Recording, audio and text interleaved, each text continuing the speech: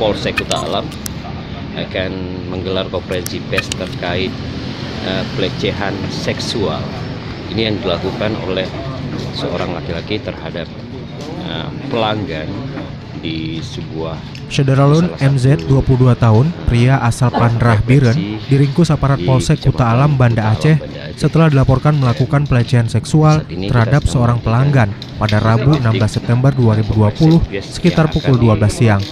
Korbannya juga seorang pria berinisial RI 30 tahun asal Aceh Besar yang tidak terima dengan apa yang dilakukan oleh tersangka. Korban melaporkan perlakuan tak patut tersebut ke Mapolsek Kuta Alam di hari yang sama.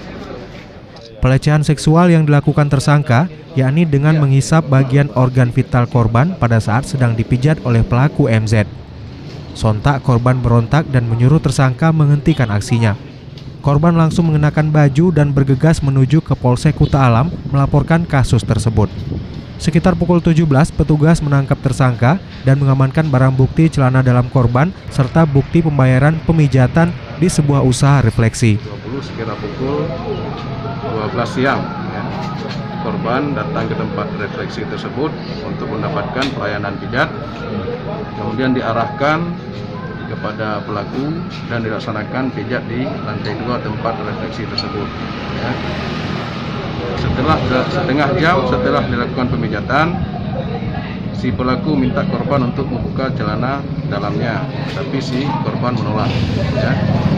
Namun kegiatan pijat tetap dilanjutkan, dilaksanakan di bawah selangkangan.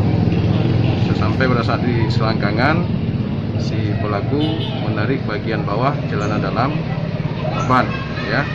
Kemudian dilanjutkan pemijatan di bagian perut sampai kepada kemaluan.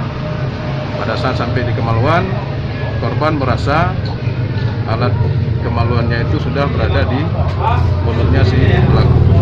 Kemudian korban langsung meminta kepada pelaku untuk menghentikan proses kegiatan pijatnya.